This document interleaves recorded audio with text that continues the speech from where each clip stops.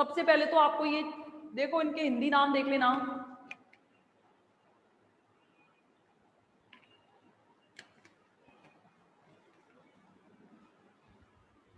पहले तो इनके हिंदी नाम देख लेना भाई। हिंदी नाम क्या है? हिंदी नाम देखो, ऑर्थोरोम्बिक का समचतुर्भुजी, मोनोक्लिनिक का एकंताक्ष, क्यूबिक का घनीय, हेक्सागोनल का षटकोणीय, रोम्बिक का त्रिकोणीय, टेट्रागोनल का चतुष्कोणीय और ट्राइक्लिनिक का त्रिंताक्ष। क्या है? त्रिंताक्ष। देखो भाई, मेरी तो सजेशन ये है कि आप इंग्लिश में याद करें तो बेस्ट है, सरल है, बहुत कुछ नहीं है, एक बार लिख लोगे हाथ से तो याद हो जाना है ये। देखो मैंने क्या बोला, ये एबीसी क्या हुआ करते थे, ये मेरा घन है ना, एबीसी तो ये है एक्स एक्सिस, एबीसी क्या है? एक्स एक्सिस, वाई, ये वाई है, वाई एक्सिस, और ये वाला क्या है? Z axis. Alpha beta gamma क्या है? ये अल्फा है, ये अल्फा है, एक्स और वाई के बीच का कोण, और वाई और जेड के बीच का कोण है बीटा, और जेड और एक्स के बीच का कोण है गामा। समझ गए? कहने का मतलब ये तो क्या है? अक्ष हैं, X axis, Y axis, Z axis. और अल्फा बीटा गामा क्या है? अल्फा बीटा गामा है आपके क्या? कोण। क्या है? कोण है। देखो भाई, हम इस फोन नंबर से ये सारे याद करेंगे अक्ष। देखो जब हम जीरो की बात कर रहे हैं तो इसका मतलब, जीरो का मतलब एक भी इनइक्वलिटी नहीं आएगी। जीरो का मतलब क्या है? जीरो का मतलब ये है कि जीरो का मतलब ये है कि सारे के सारे एक दूसरे को फॉलो नहीं कर रहे हैं, यानी कि A is not equal to B is not equal to C. समझ गए? जीरो का मतलब क्या है? ऑर्थोरोम्बिक के अंदर तीनों एक्सियल एक दूसरे के समान नहीं है। मोनोक्लिनिक के अंदर भी जीरो है, तो ये भी A is not equal to B is not equal to C. समझ गए? तीन की बात आ रही है तो तीनों की तीनों बराबर, ए बराबर बी बराबर सी। दो की बात आ रही है तो दो बराबर और एक नॉट इक्वल। समझ गए? ऐसे फिर तीन की बात आ रही है तो ए बराबर बी बराबर सी, और फिर दो की बात आ रही है तो आ गया ए बराबर बी बराबर। आया या नहीं आया समझ में? पहले तो ये बताओ, ये याद हुए या नहीं हुए? जब केवल जीरो की बात कर रहा है वो, तब एक भी बराबर नहीं है। जब दो की बात कर रहा है तो दो बराबर हैं, दो बराबर हैं, एक नॉट इक्वल है। और अगर जब वो तीन की बात कर रहा है तो इसका मतलब क्या है? तीन की बात कर रहा है तो इसका मतलब है तीनों बराबर हैं। ठीक है? ये तो मैंने इसके फोन नंबर से निकाल दिए सारे एक्सियल। बाद में जो बाकी बचा इसकी बिल्डिंग का नंबर, तो देखो ये तीन के लिए ट्रिक है। एक तो आपका सी क्यूबिक, एक आपका टेट्रागोनल, और एक है आपका ऑर्थोरोम्बिक। एक कौन सा? एक तो आपका है कौन सा? सी क्यूबिक। एक टी कौन सा है? टी, ये वाला तो हम कर चुके सॉल्व, टेट्रागोनल। और एक कौन सा है? ऑर्थोरोम्बिक। इनके लिए सबके लिए 90 डिग्री है। कोण क्या है? 90 डिग्री। देखो alpha beta equal to gamma बराबर 90 डिग्री। समझ गए? सी के लिए, सी के लिए, टी के लिए और ओ के लिए। सी कहाँ है? क्यूबिक। क्यूबिक के लिए अल्फा बराबर बीटा बराबर गामा बराबर 90 डिग्री। और क्या बचा है? टेट्रागोनल। टेट्रागोनल के लिए भी अल्फा बराबर बीटा बराबर गामा 90 डिग्री। समझ गए? अल्फा बीटा बराबर, अब तीन बचे हैं, एक और दो और तीन। कितने बचे हैं? तीन। तो देखो भाई, रोम्बिक के लिए सबसे पहले रोम्बिक की बात करें, किसकी बात करें? रोम्बिक की बात करें तो ये याद कर लेना भाई, अल्फा बराबर बीटा बराबर, अल्फा बीटा बराबर 90 डिग्री और gamma is not equal to 90 degree. समझ गए? अल्फा और बीटा जो हैं वो तो 90 डिग्री हैं, नहीं सॉरी, हाँ सही है, अल्फा बीटा बराबर 90 डिग्री और गामा जो है वो नॉट इक्वल टू 90 डिग्री है। एक हो गया याद। और बाकी के बचे कौन कौन से? एक तो बचा आपका कौन सा? एक तो बचा आपका ट्राइक्लिनिक हो गया, टेट्रागोनल हो गया। एक बचा आपका हेक्सागोनल। हेक्सागोनल के लिए भी सेम है। देखो भाई, अल्फा बराबर बीटा बराबर 90 डिग्री और gamma is not equal to 120 degree. Gamma का मान 120 डिग्री को छोड़कर सब हो सकता है, बराबर है, बराबर है। Alpha equal to beta equal to 90 degree और गामा क्या है, और एक लास्ट बचा है मोनोक्लिनिक, और मोनोक्लिनिक के लिए बिल्कुल इसके अपोजिट अल्फा बराबर बीटा बराबर 90 डिग्री और gamma is not equal to. अब ये कैसे याद रखें, कैसे याद रखें, तो देखो इसके जस्ट ऊपर ये आ रहा था, यही तो छूटा था, ये आ रहा था, तो ये दो तो 90 डिग्री के बराबर कर देना और ये नॉट इक्वल टू 90 है, बिल्कुल इसके अपोजिट हो गया। हेक्सागोनल के अंदर अल्फा इक्वल टू बीटा ये 120 डिग्री है, ये दोनों एक दूसरे के अपोजिट है और ये दोनों एक दूसरे के अपोजिट है, देख लो ये दोनों एक दूसरे के अपोजिट और ये दोनों एक दूसरे के अपोजिट है, हमें ये दो ही तो याद नहीं थे। हेक्सागोनल में याद रखना, हेक्सागोनल देखो हेक्सागोनल के अंदर याद करना 6 जो है, हेक्सा का मतलब क्या है 6, और 6 का भाग 120 में पूरा पूरा जाता है, और पूरा पूरा जाता है तो ये इक्वल टू 120 डिग्री रहेगा, और इससे तो हमारा मोनोक्लिनिक से तो कोई मतलब ही नहीं होता, is not equal to 120 degree. बाकी का बचा हुआ ये रोम्बोहेड्रल, ये अजीब सा नाम है, इसको ऐसे कैसे भी याद कर लो, ये 3 तो याद रखने पड़ेंगे, ठीक है। ये मुझे जैसे याद थे मैंने बता दिए हैं, आपको कोई और ट्रिक मिले तो सबसे याद कर लेना, पर याद हर किसी को होने चाहिए, कम से कम 3 से 4 बार इस टेबल को बनाएंगे तो आपको याद हो जाएगी बहुत अच्छे से। आप चाहें तो इस ट्रिक को लिख चुके हो तो आगे चलूं या फिर अभी बताओ, अभी थोड़ी बहुत याद हुई या नहीं हुई, थोड़ी बहुत याद हुई या नहीं हुई, थोड़ी बहुत याद हुई या नहीं हुई बताओ।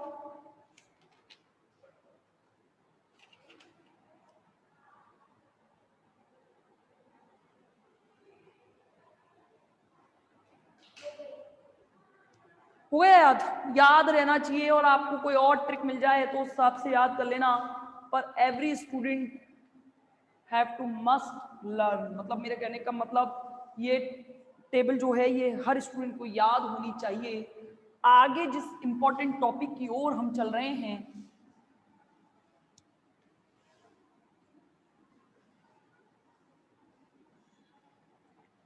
एक इंपॉर्टेंट टॉपिक जिसका नाम है क्रिस्टल विज्ञान के नियम,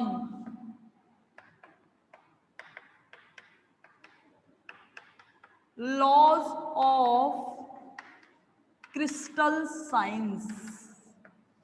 दो है भाई, एक तो अंतराफलक कोण की स्थिरता का नियम,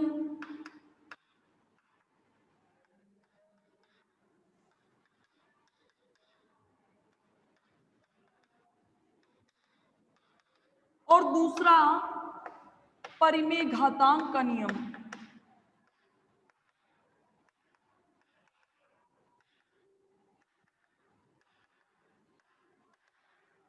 कौन कौन से हैं?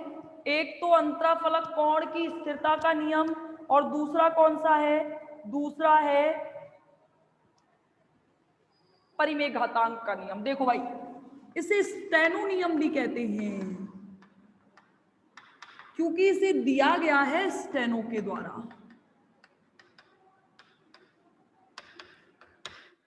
और जिस यंत्र के द्वारा अंतराफलक कोण मापा जाता है उसे कहते हैं गोनियोमीटर। जिस यंत्र के द्वारा क्या मापा जाता है, जिस यंत्र के द्वारा अंतराफलक कोण का मापन किया जाता है वो होता है आपका गोनियोमीटर।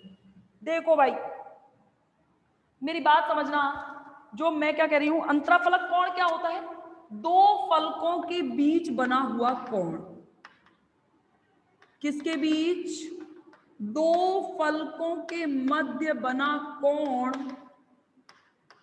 क्या कहलाता है? अंतराफलक कोण कहलाता है। किस पर?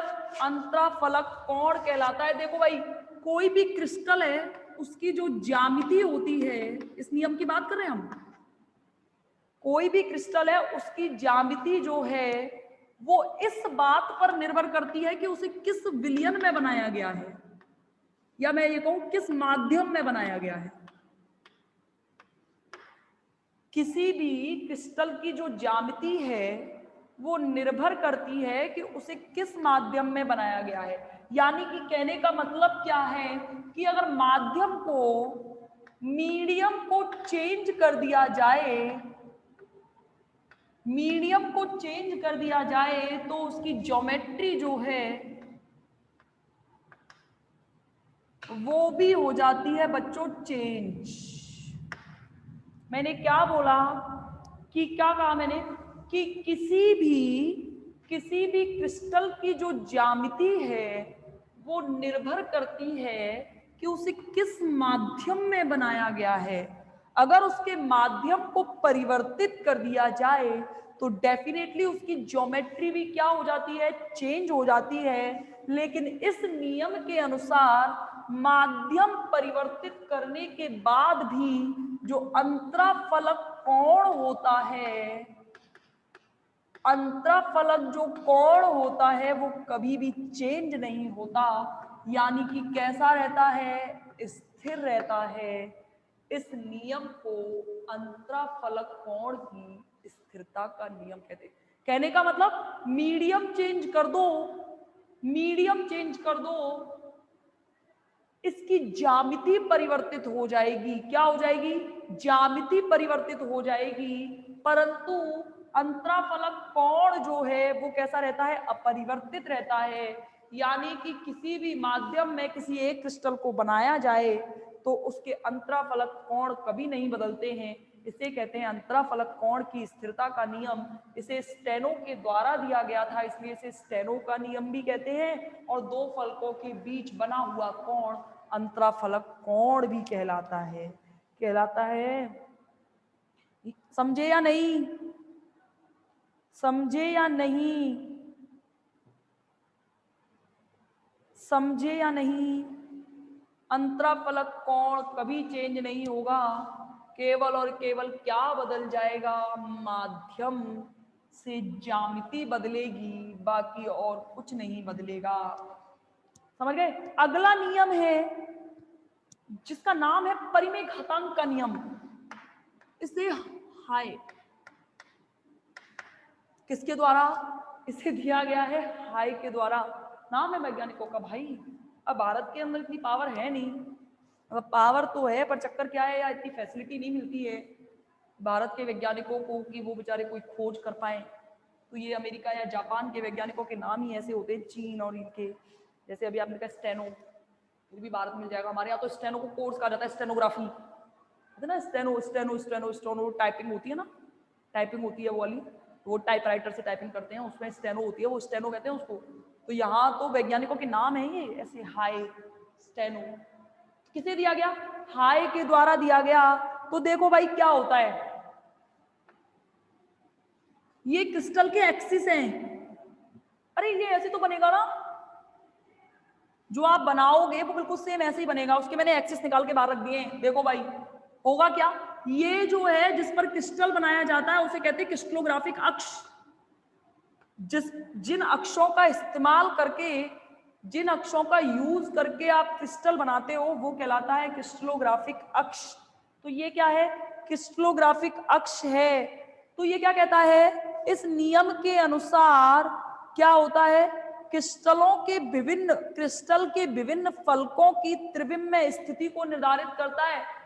यानी कि त्रिविम में फलकों की स्थिति क्या होगी इसको निर्धारित करने का ये नियम है, जिसे परिमेय घातांक का नियम कहते हैं। तो इन्होंने क्या कहा, इन्होंने कहा कि एक क्रिस्टल के विभिन्न फलकों द्वारा, ध्यान समझना, एक क्रिस्टल के विभिन्न फलकों द्वारा क्रिस्टलोग्राफिक अक्ष पर बनाए हुए अंतःखंड, क्रिस्टलोग्राफिक अक्ष पर बनाए हुए अंतःखंड या तो अनंत होते हैं या परिमेय गुणज होते हैं। नहीं आएगा ना समझ में, देखो अब आएगा। ये फलक है ना एक, ये फलक ही तो यूज करोगे, ये फलक ही तो है। देखो चित्र याद करो, ये फलक है, ये फलक का एक्स एक्सिस है, ये फलक का वाई एक्सिस है। इस पर मैंने एक अंतःखंड बनाया है, ये बनाया। ये दूसरा फलक बनेगा नीचे की साइड, इसके लिए एक्स एक्सिस ये रहा और जेड एक्सिस ये रहा। तो इसके लिए मैंने फलक बना दिया ये वाला, समझ में आ गया। ऐसे ही अनंत अंतखंड है, ऐसे ही सेम एक फलक यहाँ बनेगा ना, इस फलक के लिए ऐसे तो बनेगा, टेढ़ा जाएगा ना, ऐसे टेढ़ा ही तो जाएगा। तो ये फलक, इस फलक के लिए एक अंतखंड मैंने ये बना दिया, तो ये आगे ना ये तो कहलाएगी अक्ष।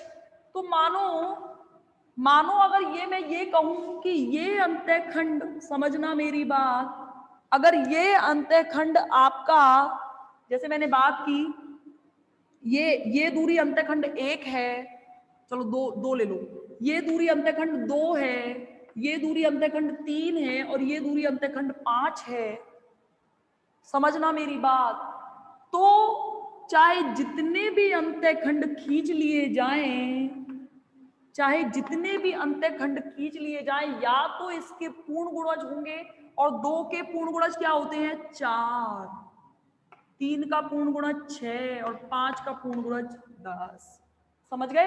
या तो इसके पूर्ण गुणज होंगे या फिर इसके परिमेय गुणज होंगे। परिमेय गुणज क्या होंगे, जैसे 1/2 परिमेय गुणज, ये 1/2, ये 1/3, और ये क्या है 1/2। समझ में आ गया। यानी कि चाहे जितने भी अंतखंड खींचे जाएं, वो या तो एक दूसरे के, या तो अनंत तक जाएंगे, या तो अनंत तक जाएंगे, या एक दूसरे के क्या होंगे, परिमेय गुणज होंगे। यहां मैंने काट दिए अंतखंड, तो ये अनंत तक तो जा नहीं रहे हैं। यहां मैंने काट दिए अंतखंड, ये तो अनंत तक तो जा नहीं रहे, लेकिन एक दूसरे के अब अनंत नहीं जा रहे हैं, तो फिर क्या होंगे, परिमेय गुणज होंगे। या तो एक दूसरे के गुणज या परिमेय गुणज। समझ में आया या नहीं, हाँ या ना बताओ, आया आया या नहीं, बताओ।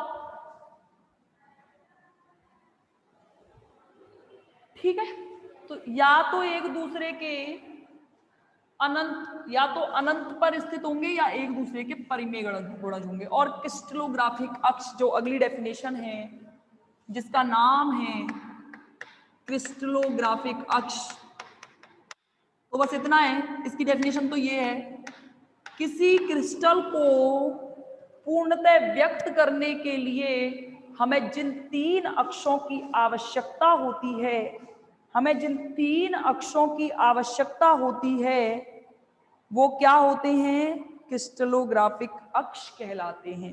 यानी कि मैं क्रिस्टल को पूर्ण रूप से व्यक्त कर पाऊं, और उस क्रिस्टल को पूर्ण रूप से व्यक्त करने के लिए मुझे जितनी एक्सिस चाहिए होंगी, वो एक्सिस आपकी कहलाएंगी क्रिस्टलोग्राफिक अक्ष। क्या कहलाएंगी, क्रिस्टलोग्राफिक अक्ष। और कल शुरू करेंगे वाइस की पैरामीटर पद्धति और मिलर की पैरामीटर पद्धति, दोनों ही बहुत इंपॉर्टेंट है। उसके बाद आपका आएगा ब्रेग इक्वेशन, और उसके बाद में आएंगे आपके कुछ डायग्राम्स, फिर इसके बाद के अंत हो जाएगा इस यूनिट का। ठीक है, तो कल हम करेंगे वाइस की पैरामीटर और मिलर की पैरामीटर पद्धति, उसमें से डेफिनेटली क्वेश्चन आना ही आना है। इसके बाद में आपका जो टॉपिक बचता है, जिसका नाम है आपका क्रिस्टल में सममिति, क्रिस्टल में सममिति है। और उसके बाद में आपके विधियां हैं, चूर्ण विधि या डिवाइस शेरर विधि कहते हैं इसको, या फिर इसको एक विधि और है लाउए की विधि, लाउएज मेथड। और ये इनके बाद में इसका अंत हो जाएगा यूनिट का। समाप्त करते हुए हम चलेंगे गैसियस स्टेट की ओर। ठीक है, कल मिलते हैं। जय हिंद, जय भारत।